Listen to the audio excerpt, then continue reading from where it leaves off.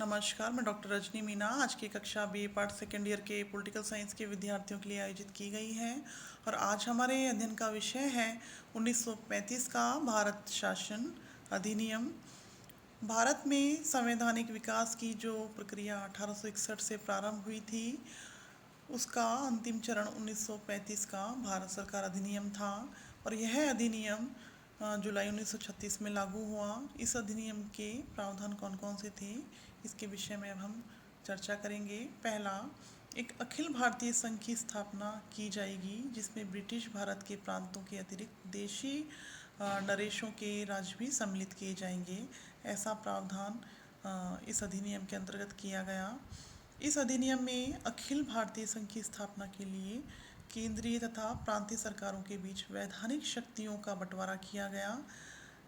वैधानिक शक्तियों के बंटवारे के अंतर्गत समस्त विषयों को 3 सूचियों में बांटा गया: संघ सूची, प्रांतीय सूची और समवर्ती सूची। संघीय विषय जो केंद्र के अधीन थे, प्रांतीय विषय जो पूर्णतः प्रांतों के अधीन थे, और समवर्ती विषय जो केंद्र और प्रांत दोनों के अधीन थे। परंतु इसके अंतर्गत यह भी प्रावधान किया गया कि यदि समवर्ती सूची में किसी कानून में बनाते समय केंद्र और प्रांतों के मध्य टकराव की स्थिति उत्पन्न होती, तो ऐसे में केंद्र के कानून को प्रभावी माना जाएगा। तीसरा प्रावधान इस अधिनियम के अंतर्गत यह था कि प्रांतों में उत्तरदायी शासन की स्थापना की गई, अर्थात गवर्नर व्यवस्थापिका सभा के प्रति उत्तरदायी भारतीय मंत्रियों की सलाह के अनुसार कार्य करेंगे। और 1935 के एक्ट द्वारा प्रांतीय स्वशासन की स्थापना की गई। केंद्र या राज्य सरकार के लिए द्वैध शासन प्रणाली को अपनाया गया, जबकि 1919 के अधिनियम में प्रांतों में द्वैध शासन की प्रणाली को अपनाया गया था।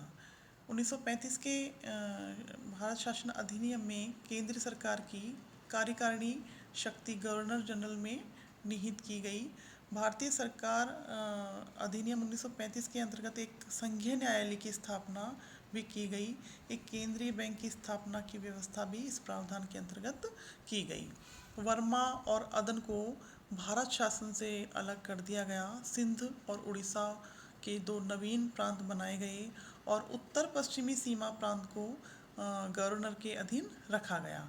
इस कानून के द्वारा भी निर्वाचन में सांप्रदायिक प्रणाली का उपयोग किया गया, परंतु केंद्र और प्रांत दोनों के लिए मत देने की योग्यता में कमी कर दी गई, जिसके परिणाम स्वरूप मतदाताओं की संख्या बढ़कर 13% हो गई, जबकि 1919 के कानून के अंतर्गत यह केवल 3% थी।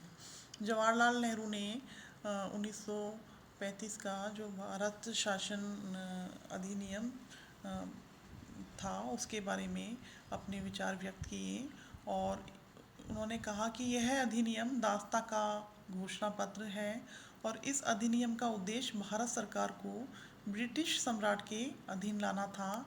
अतः भारत के अधिकारों का स्रोत ब्रिटिश सम्राट बना दिया गया। यह संकल्पना, जो कि डोमिनियन संविधान से मिलती जुलती थी, पूर्व में पारित किए गए भारतीय अधिनियमों में अनुपस्थित थी।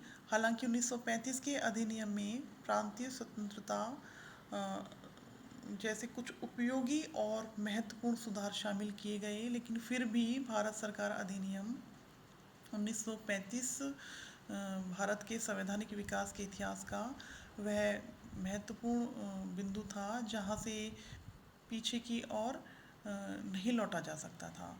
और 1935 के जो भारत शासन अधिनियम थे, इसके बहुत सारे प्रावधानों को भारतीय संविधान में बाद में चलकर अपनाया गया।